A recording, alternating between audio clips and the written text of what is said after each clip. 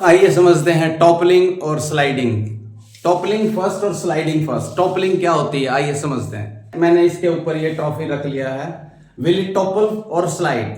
जैसे मैं इसको फोर्स लगाता हूं यहाँ पे, तो किस हाइट पे फोर्स लगाया डिपेंड करता है किस हाइट पे मैंने फोर्स लगाया है, तो उससे टॉपल होगी। तो मैं अगर इसको इंक्लाइन कर देता हूं, इंक्लाइन, तो विल इट टॉपल और स्लाइड? मैं इसको इंक्लाइन कर देता हूं तो इसका फोर्स mg sin थीटा जो है इस पे अप्लाइड फोर्स होगा सेंटर में।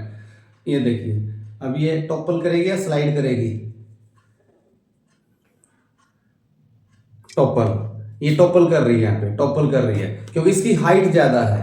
हाइट ज्यादा होने से इसका सेंटर ऑफ ग्रेविटी ऊपर है, तो ये टॉपल कर रही है पहले। अभी मैं इसी को रिप्लेस करता हूं किसी दूसरे इससे। ये इसको ऐसे रखता हूं, तो ये जो है देखते हैं स्लाइड करेगी या टॉपल करेगी। तो इसको मैं पहले वर्टिकल रख देता हूं, ऐसे वर्टिकल, और इसको इंक्लाइन करता हूं तो ये टॉपल करेगी, स्लाइड। ये टॉपल कर रही है। अब मैं इसको अगर इसकी हाइट कम कर देता हूं, यहाँ पे बेस इसका लॉन्गर है और हाइट इसकी कम है, तो देखते हैं ये टॉपल करेगी या स्लाइड करेगी। ये देखिए, ये स्लाइड कर रही है। It is sliding, it is sliding, it is not toppling.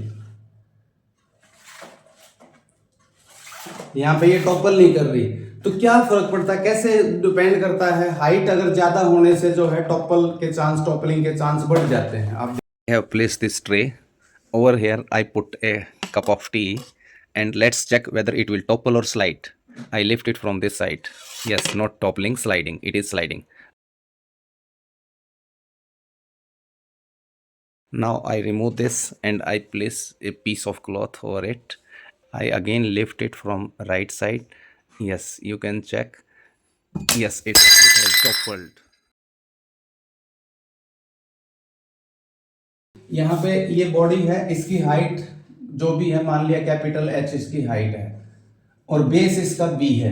तो डिपेंड करता है हम कितनी हाइट पे फोर्स लगाते हैं इसको। यहाँ पे अगर हमने एच हाइट पे फोर्स लगाया है तो इसका जो वेट है mg सेंटर में डाउनवर्ड एक्ट करेगा और b इसके विड्थ ऑफ द बेस है। तो यहाँ पे आप देख सकते हैं जैसे ये टॉपल करना स्टार्ट करेगी तो यहाँ से जो नॉर्मल रिएक्शन है वो सेंटर से कॉर्नर पे शिफ्ट हो जाएगा इसको एंटी क्लॉकवाइज टॉर्क देने के लिए। बट व्हेन दिस mg का जो ये डाउनवर्ड जो फोर्स है ये अगर इसको एक्सीड कर जाएगा इससे फॉरवर्ड डायरेक्शन में, तो ये टॉपल कर जाएगी, ये टॉपल करेगी definitely. But that is possible only when there is a friction. अगर यहाँ पे फ्रिक्शन नहीं होगा, अगर यहाँ फ्रिक्शन है तो ये टॉपल करेगी, अगर फ्रिक्शन नहीं है तो ये स्लाइड करेगी। इनसफिशिएंट फ्रिक्शन है, इनसफिशिएंट फ्रिक्शन है तो ये स्लाइड करेगी, और अगर सफिशिएंट फ्रिक्शन है तो ये टॉपल करेगी।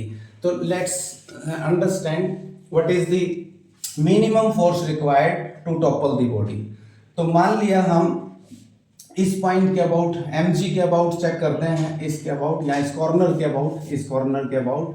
इस कॉर्नर पे अगर देखें तो जो f है इसका टॉर्क जो होगा f इंटू एच होगा इस पॉइंट के अबाउट, इस कॉर्नर के अबाउट, इस पॉइंट के अबाउट f का जो टॉर्क होगा that will be f into H, and that should be greater than equal to torque given by this wait.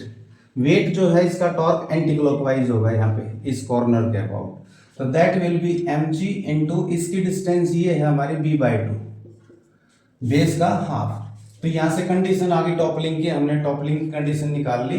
f should be greater than equal to mg into b/2h।